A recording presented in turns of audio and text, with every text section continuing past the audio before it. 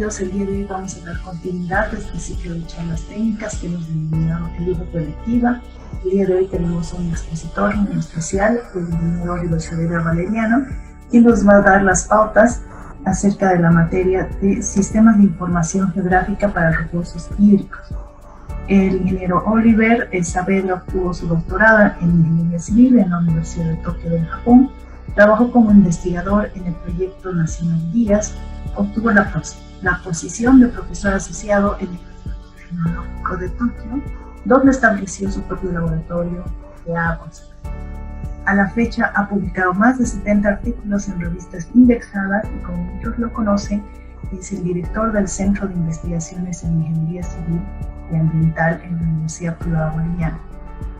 Bueno, sin más preámbulos, bienvenido ingeniero, puede dar inicio a su exposición. A ver, con esta materia, básicamente lo que nosotros queremos hacer es dar un poquito, avanzar más en detalles, ¿no es cierto?, más práctico en el tema de cómo se utiliza un SIG, ¿ya?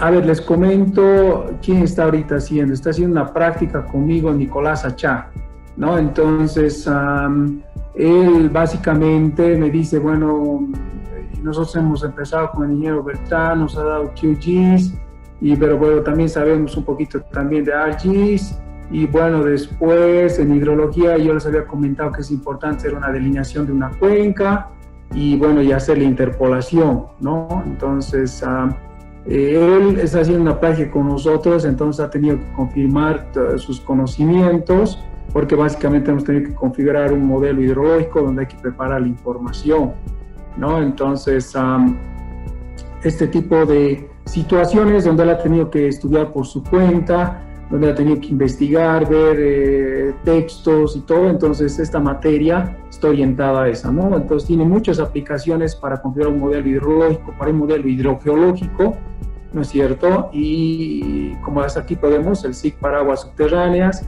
¿no es cierto? Para el tema de abastecimiento y riego, fuentes de agua, ¿no? ¿Dónde tenemos fuentes de agua en una comunidad, en una ciudad, en el país? No zonas de riego.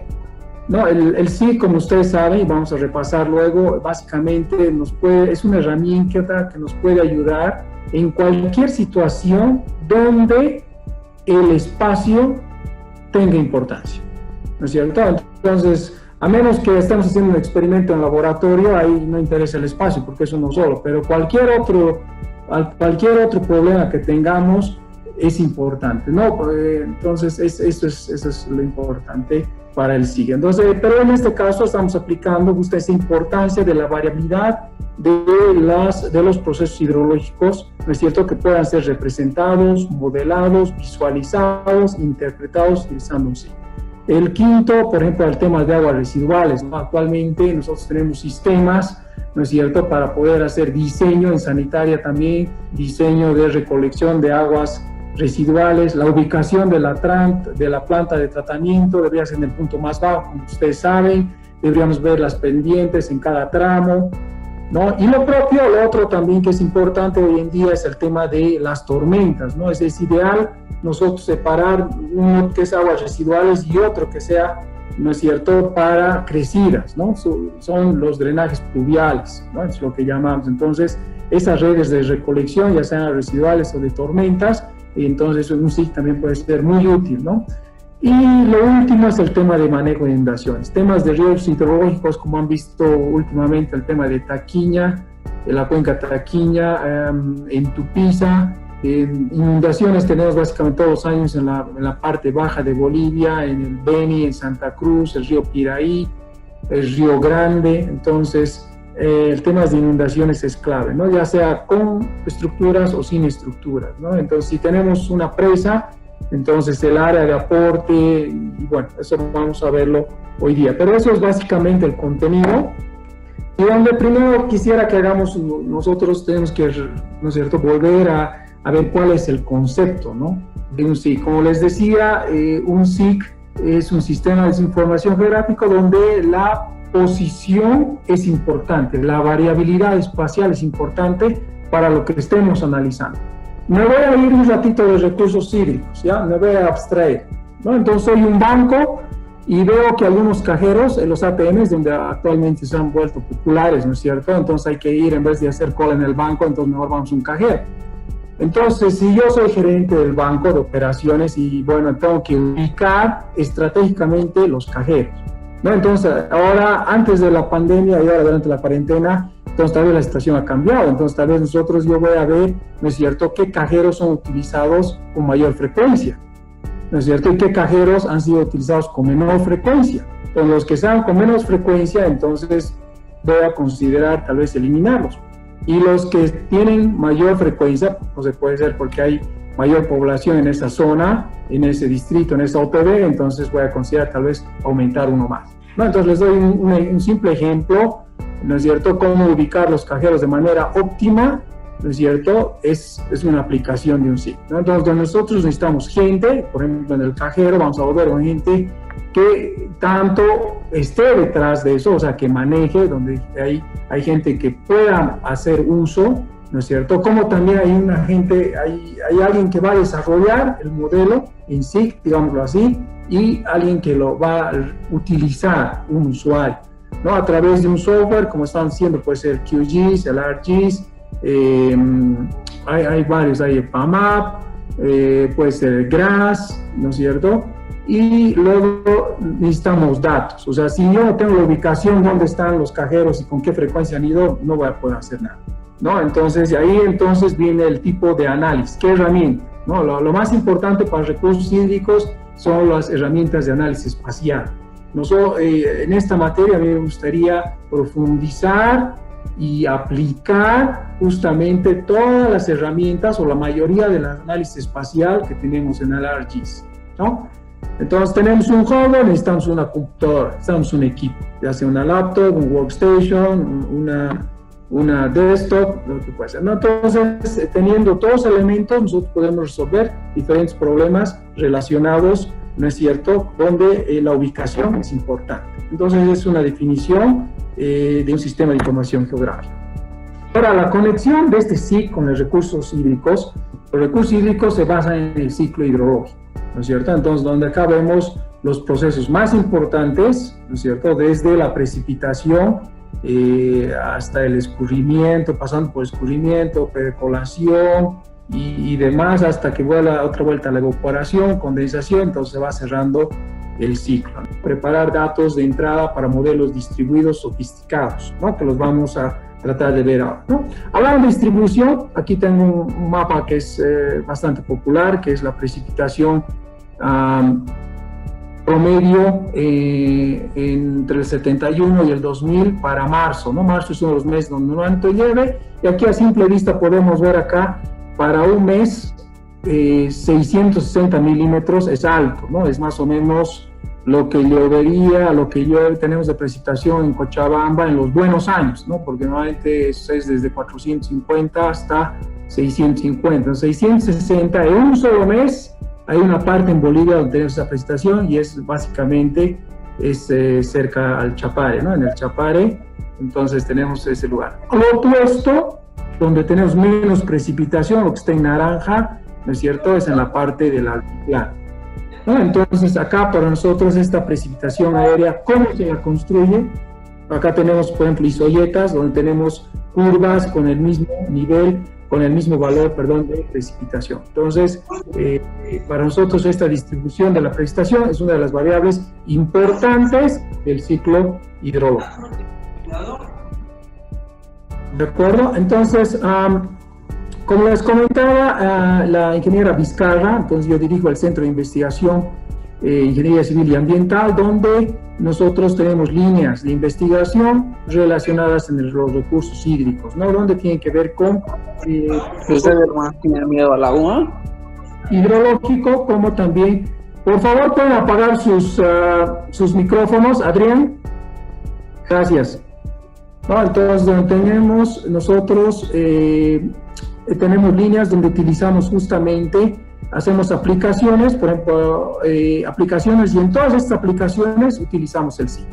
O sea, la persona que entra al centro con nosotros, lo mínimo que debería saber es SIC, aplicado a recursos hídricos. O sea, cómo utilizar para delinear cuencas, para el manejo integral de cuencas, La precipitación, desde luego, como está mostrando el mapa anterior, nosotros ahorita estamos justamente haciendo una validación de la precipitación, estamos creando un producto para todo Bolivia utilizando diferentes productos con base satelital.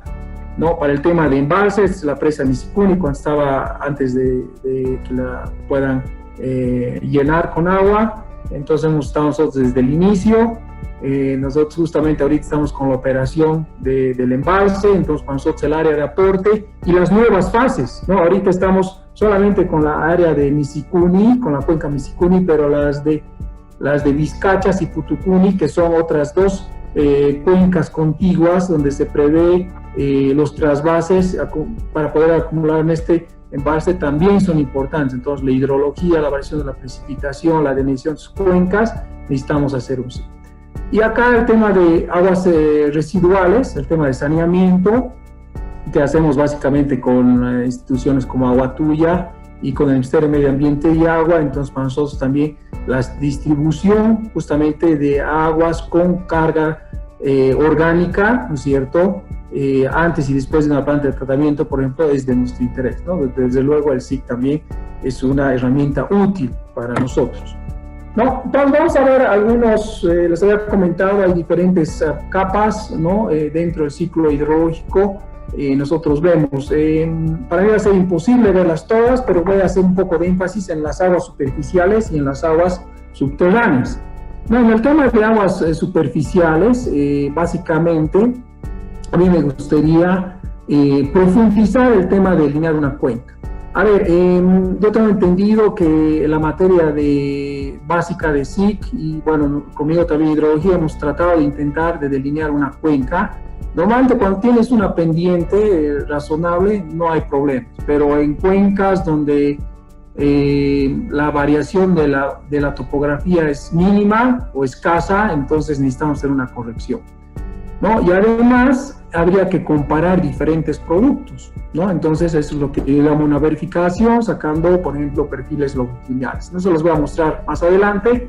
El tema de la interpolación, ¿no? Hacer una interpolación con Thyssen, con Spline, creo que es básico. Para mí me gustaría hacer interpolaciones con Kriging, ¿no? Donde podamos, son más avanzadas, necesitamos más datos, pero creo que también van a ser más reales más reales, ¿no es cierto?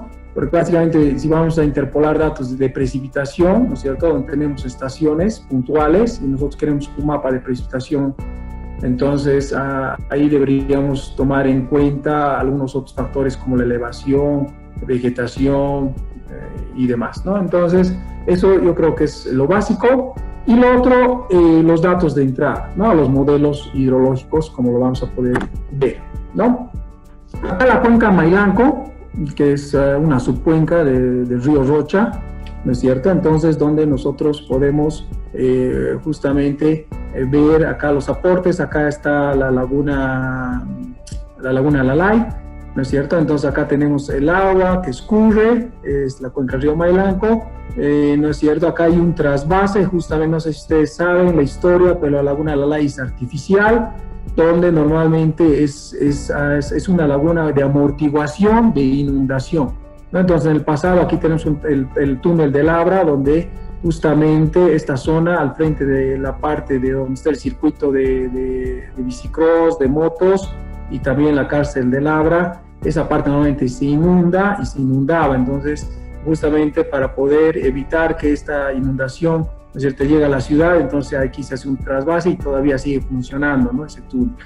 Bueno, eso es historia. Esta es la cuenca Mailanco, Sacaba está acá, el municipio. Acá arriba tenemos algunas lagunas clave que justamente abastecen a esta zona. Entonces, cómo delinear esta área de aporte en un punto es importante. Como les decía, nosotros entonces tenemos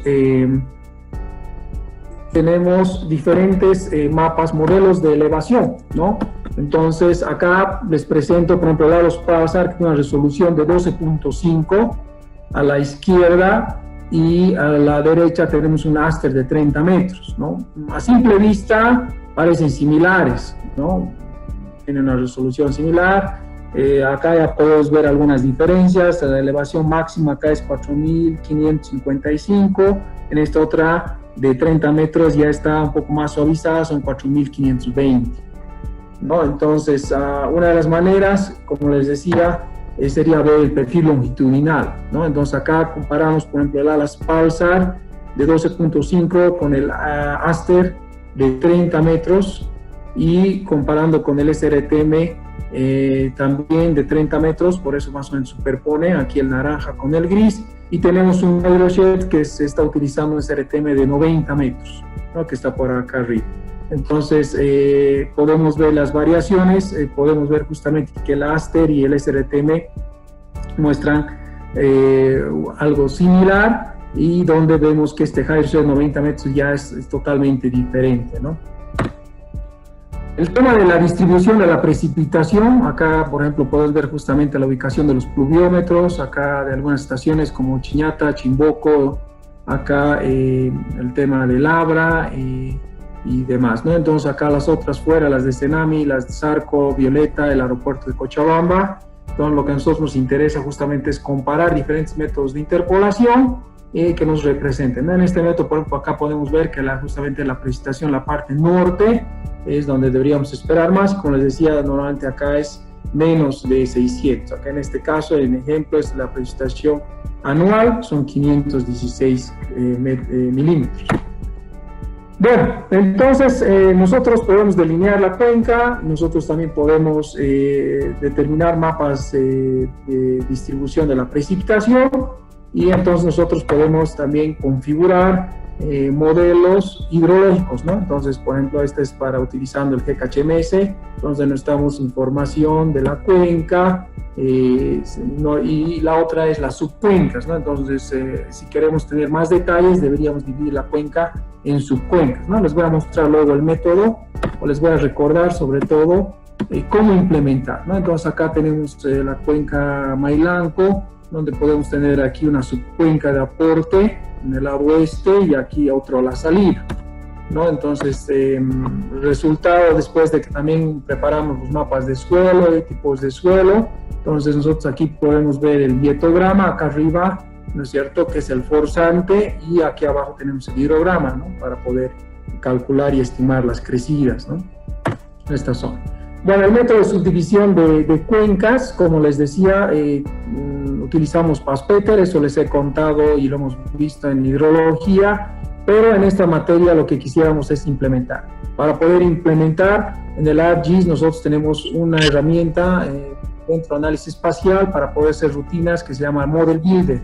El Model Builder nos permite justamente hacer rutinas, trabajar con varios archivos y hacer procedimientos, ¿no? Guardar procedimientos, por ejemplo, para la misma delineación de la cuenca, para la subdivisión de la cuenca, ¿no es cierto? Acá tenemos un ejemplo, ya tenemos las 3 macrocuencas, acá en 4 está el Amazonas, tenemos la cuenca de la Plata en 8 y en 0 la Cerrada o Altiplánica. Entonces una subdivisión es el primer nivel para Bolivia, para el segundo nivel, entonces ya tenemos 2 dígitos, ¿no es cierto?, para el tercer y cuarto, ¿no? Y bueno, continúa el quinto nivel y demás, ¿no? Entonces, en Bolivia tenemos todas las cuencas, subcuencas divididas con el método Paspéter. A mí me gustaría, yo en hidrología les he mostrado, como estoy mostrando ahora el mapa, pero en esta materia me gustaría ver cómo se subdivide, ¿no es cierto?, ya utilizando la herramienta. En los modelos les había presentado un poquito del modelo G, que el modelo GKHMS es un modelo bastante básico, simple. Entonces hay modelos más sofisticados, los modelos hidrológicos distribuidos, ¿no?, donde tenemos por grillas, donde estamos la información en cada grilla. Lamentablemente, como no tenemos los datos para cada grilla, entonces necesitamos hacer interpolación, no solamente de la precipitación, sino de toda la información, de mapa de suelos, si tenemos calicates, tenemos información de las características de la textura del suelo en algunos puntos, nosotros necesitamos saber de toda la cuenca o en cada grilla. Entonces, eso también vamos a tener que utilizar el SIC, ¿no es cierto? Entonces, donde vemos aquí la cuenca, donde vemos zonas donde tenemos bosques, donde tenemos zona de agricultura, zona urbana, está dividido en subcuencas, está dividido en grillas. Entonces, para todo esto necesitamos justamente hacer un enlace, Esta parte es bien interesante, esto también les he mostrado en hidrología, pero a mí me gustaría que ahora lo veamos como un ejercicio práctico.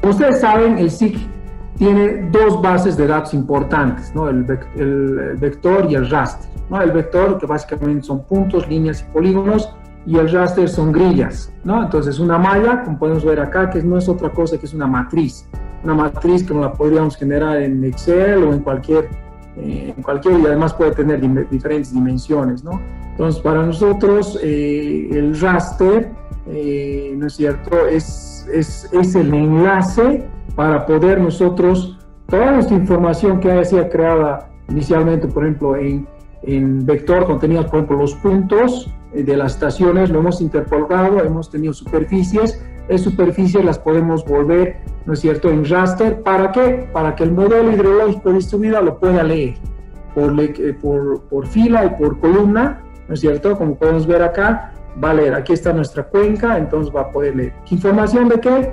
Información de topografía, uso de suelo, tipo de suelo, de vegetación, profundidad del suelo y lo más importante, los datos temporales. Como les decía, para cada hora o para cada día tendríamos un mapa de precipitación, ¿no? Entonces de esa manera creamos la variabilidad temporal. Hemos hablado de la variabilidad espacial y la temporal, básicamente a cada archivo le vamos poniendo un nombre de acuerdo a la hora, al día, al mes y al año, ¿no? Entonces esto es lo que nosotros llamamos los archivos ASCII, que además son livianos, son muy manejables. Entonces este enlace para la modelación, para el análisis de los modelos hidrológicos es clave para nosotros. Poder sacar datos, colectar datos en vector, hacer el análisis espacial, crear superficies, exportarlas en raster para que puedan ser leídos con algún programa, ¿no es cierto? Acá tenemos un ejemplo de tipos de suelo, uso de suelo, donde cada una en los raster, cada color, ¿no es cierto?, cada distinción, ¿no es cierto?, tenemos diferentes elementos. Acá tenemos 6 clases y cada una de las clases significa algo y además puede estar asociada a diferentes tipos de parámetros, ¿no? Entonces, estos tipos de mapas a mí me gustaría que sepan cómo cambiar el tamaño de la grilla, porque hay que uniformizar, ¿no? Un modelo hidrológico, si vamos a decidir hacerlo en 500 metros, entonces, para el interpolar, entonces necesitamos tener la grilla de salida también en 500 metros. Si tenemos un mapa de uso de suelo que estaba, no sé, por ejemplo, de 1 kilómetro, entonces tenemos que reescalar y poner todo a 500 metros. Entonces, ese tipo de ejercicios a mí es interesante hacerlos, ¿no? Para el otro grupo es el tema cómo utilizamos el SIC para aguas subterráneas, ¿no? El tema de agua subterránea es clave para nosotros en Cochabamba, como ustedes saben, y como en los otros valles también del país, ¿no? Entonces, nosotros tenemos una zona muy interesante acá, la zona justamente de Quillacolli, aquí arriba, donde todo lo que es Marquina, El Paso, Vintos y Pecipe, lo que está ahorita en rojo, naranja, son las más productivas. Las menos productivas obviamente están en el Valle Alto, pero esta zona que tiene mayor transmisibilidad, los acuíferos además tienen mayor recarga justamente por los abanicos aluviales. Entonces, esta distribución, cómo identificar las zonas de recarga, identificar dónde podrían estar los acuíferos, ¿no es cierto?, es para nosotros clave, ¿no? Este es un perfil, por ejemplo, de acá donde estamos ahora en Cochabamba, era un lago antes, entonces tenemos mucho material fino, intercalaciones con bolones, con gravas, ¿no es cierto? Entonces son lo que crean los acuíferos, ¿no? Entonces esta definición para poder nosotros medir los pozos, ¿no? Aquí en aguas subterráneas lo que hacemos es lo siguiente: el nivel freático es clave, ¿no? Entonces nosotros podemos ir monitoreando por la época seca, en la época húmeda, y en los diferentes pozos nosotros lo que necesitamos es poder plotear su nivel freático o piezométrico. Entonces nosotros, lo mismo que con las estaciones, vamos a tener puntualmente mediciones donde tenemos los pozos, pero nosotros necesitamos tener una idea general de lo que está pasando del nivel freático en todo el valle. Entonces, para ahí de nuevo la interpolación es clave. No, acá podemos ver justamente la variación entre el color azul y rojo, cómo va variando en los diferentes códigos de pozos, que aquí tenemos del 1 al 16, y entre el año el 93 era justamente en azul y en rojo es el 2010. ¿no? Aquí, bueno, tenemos estos los caudales de explotación de ese mapa, que para nosotros también es importante, esos pozos, dónde están ubicados ese mapa, cuánto producen, es importante, ¿no?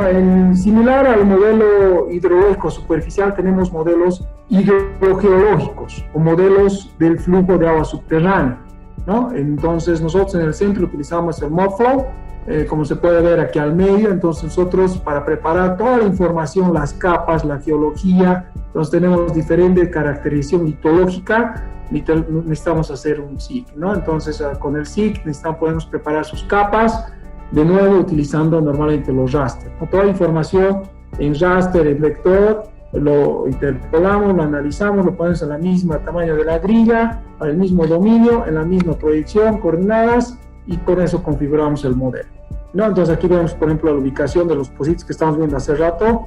Entonces aquí tenemos la ubicación y aquí vemos algunos perfiles litológicos de algunos pozos clave. Bueno, la tercera parte, ya para ir concluyendo y no estar haciendo ya muy pesada la cosa, entonces había comentado, había de abastecimiento de agua, el otro tema de riego, y bueno, el último les decía el tema de inundaciones, que esto quería ver un poquito, es el tema de decisiones, ¿no? Entonces, si tenemos un conjunto de presas, ¿no es cierto? Estas presas, ¿cómo funcionarían? ¿No es cierto? Si tenemos la estimación de los caudales de aporte a cada entrada de cada embalse y la salida. Entonces, para este sistema de presas, por eso esto debería estar configurado en un modelo en SIG, ¿no es cierto? Para ver cómo se puede hacer esta malla de la diferencia de los caudales y ver cómo va a disminuir aguas abajo, ¿no? Entonces tengo un pequeño ejemplito que también lo he mostrado en la clase, ¿no es cierto? Este es justamente para la cuenca más grande que tenemos en Japón, para la cuenca del río Tone. Son 17.000 kilómetros cuadrados, que es bastante pequeño comparando, no sé, el Río Grande, que tenemos 100.000 kilómetros cuadrados aquí en Bolivia. Pero bueno, esta parte de acá arriba, que está en rojo, que parece una hojita, es justamente la cuenca de aporte hasta la estación de Maebashi, donde acá tenemos, donde están los numeritos, son las presas, ya donde están los triángulos son las estaciones. Acá es un radar espacial terrestre, un radar terrestre donde nos puede justamente nos puede hacer una estimación por grilla de la precipitación, ¿no? Entonces, para nosotros justamente acá podemos ver buffers para ver cuando va a llegar algún evento, un tifón, un ciclón tropical que normalmente ataca en agosto, septiembre, octubre, en esta zona del sudeste de Asia. Entonces, justamente se ha desarrollado un sistema de alerta cuando va a ocurrir un evento de inundación. Pero lo importante para inundación es detectar la precipitación, su ubicación, la intensidad, y eso meter al modelo hidrológico y determinar, ¿no es cierto?, que cada cantidad de agua va a entrar a cada una de estas presas, ¿no? Entonces, acá podemos ver algunas fotografías de la parte alta, en los paneles superiores, de la cuenca del río Tone, en la parte ya media, donde se dan cuenta cómo va cambiando el flujo, ¿no es cierto?, y en la parte ya en la salida, ¿no?, en Choshi, que es justamente la salida de la cuenca del río Tone. Bueno, entonces acá tenemos los mapas, como les decía, estos mapas que se habían mostrado en la clase de hidrología, nosotros deberíamos ser capaces de representarlos, ¿no?, de analizarlos. Estos son mapas, por ejemplo, temporales, creados en raster cada 6 horas, ¿no? Entonces, en los 4 paneles de arriba tenemos los pronósticos y en los de abajo serían las estimaciones, las observaciones con el radar que les había comentado, ¿no? Entonces, podemos ver, aquí podemos comparar cuando el pronóstico, ¿no es cierto?, se ha acercado a la observación, ¿no? Acá podemos ver el evento, ¿no? Y bueno, con este tipo de sistemas nosotros lo que queremos es justamente hacer un manejo óptimo de las presas para poder reducir crecidas, pero también al mismo tiempo para quedarnos con agua en los embalses, ¿no?, donde vemos acá en rojo cuánto se ha disminuido en porcentaje y donde vemos las ganancias en millones de metros cúbicos, ¿no?, 12, 6, 17.4.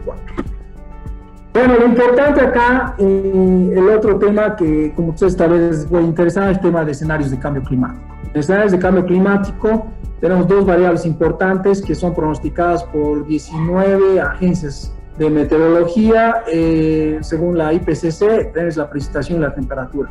Para poder manejar esta cantidad inmensa de datos, entonces normalmente se utiliza un SIG, ¿no? Entonces, para poder descargar, recortar, analizar, crear los raster, como se había comentado, comparar entre diferentes escenarios cuál es mejor, comparar contra el histórico, también con la precipitación aérea histórica y demás, ¿no? Entonces hay varias maneras como se puede divertir uno. Es una herramienta bastante interesante con muchos usos para recursos hídricos en particular, ¿no? Entonces acá podemos justamente el pronóstico a largo plazo, podemos ver, comparar con diferentes niveles de emisión de dióxido, ¿no? Del 2.6, que obviamente son los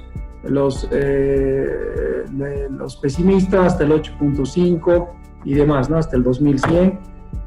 Bueno, lo que esperamos con la materia, ya para cerrar, entonces nosotros esperamos justamente que tengas habilidades avanzadas juntando las dos materias base, SIC, Sistemas de Información Geográfico, y Hidrología. Con esos dos prerequisitos, entonces nosotros podemos avanzar, juntarlas y poder crear los mapas, poder resolver problemas, como se ha mostrado, no solamente en nuestro país, en otro lado del mundo, donde se puedan justamente de poder tener un soporte, una herramienta como soporte para la toma de decisiones. El texto base que vamos a utilizar es justamente este SIC en recursos hídricos.